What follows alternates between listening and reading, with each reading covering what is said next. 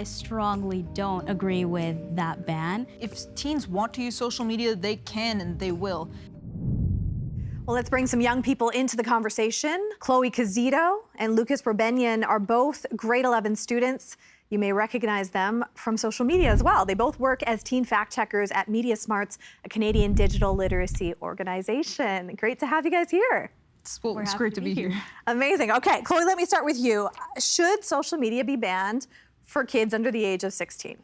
Absolutely not. Absolutely not. Absolutely That's definitive. not. Tell me why. Yeah, I strongly don't agree with that ban, just because social media is such an incredible platform, such an incredible outlet for so many teens to not only creatively express themselves, but also just to simply highlight their differences and create like an international network between each other. So it's been so powerful, so prevalent over the last few years, and just removing that platform from teens just feels like a great injustice. Injustice is a strong word. What do you use it for mostly? Everything. It's my life. It's your life? It's my life. I love using social media. I use it just to engage with a lot of teenagers who are very like-minded as me, and I use it for communication. I use it to keep in touch and interact with their content. I love content creation that's like about advocacy, diplomacy, and just teens who are very much prominent about talking about global issues and not leaving that conversation for adults. Lukas, how do you feel about age restrictions for people on social media? I don't think it's the right choice, and if teens want to use social media, they can and they will. If they want to bypass age restrictions, they can and they will. A friend of mine, he was talking about how he just used his dad's ID to get Claude Premium. I believe it's an AI platform. If people want to do that, they will, and an age restriction isn't going to solve, I think, the underlying problems that this is, well, trying to solve. Okay, so you're saying teens are going to rebel if they want to rebel. There are laws, though. I'm just going to play devil's advocate, okay? There are laws in Canada that like prevent kids from doing certain things. For example, you have to be 19 to drink in Ontario or even go to a bar. So there are certain things that kids can't do. Should there be any limitations on social media in your mind, Lukas? I feel like the limitations should come from the corporations themselves. For example, placing restrictions on what kinds of content can be pushed to youth. I know that loads of harmful content is like constantly pushed to people my age, and that is, I feel, the problem that the government is trying to solve with an age restriction. But I don't think that just outright banning it for people, say, under 13 or under 16 or whatever it may be is going to solve that. Chloe, how much do you use social media a day? 2 hours a day. 2 hours? 2 hours a day. Okay, and is that because you restrict yourself, or is that because that's how much you use it? I actively restrict myself because if I didn't, honestly, I would use it forever. I love social media. I love all the opportunities, all the open doors that it's provided me with. But I do have to restrict myself, and so I use that 2 hours very wisely, beginning to end. Okay, and what are you doing online? Mostly doomscrolling. In all honesty, I feel like that is what most people my age are doing as well. Whenever I have like a free moment that I can't fill with homework or by reading or by doing something productive, I tend to fill it by doomscrolling for 5 minutes, and those 5 minutes, they add up. I mean, isn't that a bad thing?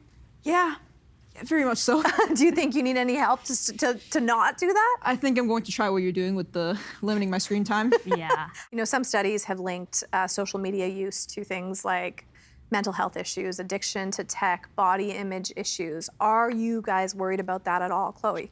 Of course. It's something I think about constantly when I get on social media, and when I see people making such posts that can be really,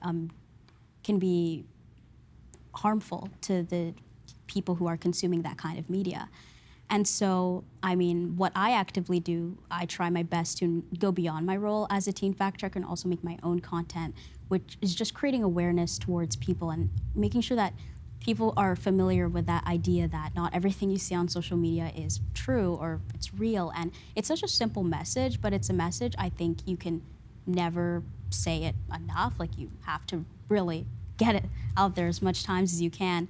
And so I'm constantly thinking of it, but I don't think that the solution to those problems is completely disabling the app for teens of a certain age. I know you're a teen fact checker, Lukas, but have you ever believed something online that turned out to be fake? I mean, if I have, I probably still believe it to this day. It's so easy to find misinformation online, I think. A friend of mine, she always sends me like reels of I think people selling makeup and their skin looks perfect, and she's like, oh my gosh, she's so pretty. Is this makeup thing real? Like, you know this stuff. Can you fact check this? Is this real? And I look at it and I look at the account and it's not. And that, I feel like that is really harmful to people online. People like my friend who see people with like perfect skin and then they waste their money on makeup products, or they think worse of themselves for their own physical appearance. Yeah, I mean, it's a problem, right? Like, your friends are seeing misinformation? All the time. All the time. All the time. I'm always getting sent content, and I always have to like step in and be like, whoa, guys. What kind of misinformation do you guys see the most on your feeds? Chloe? Deepfakes. Okay. Because I'm seeing a lot of content about RFK from the United States. We cover him a lot. Yeah. And it was just a claim that like they've already found the cure to cancer, and like they're going to start expediting it in local pharmacies, and it was completely false. Do you feel like you're in control of what comes to you online, or do you feel like the algorithms are really targeting you? I feel like algorithms are really talking to me. If I watch even a single video, right, and I realize it's making me, uncomfortable or upset, I might watch that again, or I might take some time to scroll through the comments, see what other people are saying. And then algorithms like to push that content that gets those interactions, that gets those views, right? How do we keep kids safe, Chloe? In your opinion? In my opinion, I think they should just follow the fact-checking rules and definitely restrict the time that you're spending on social media if you notice that it's starting to create those overwhelming feelings.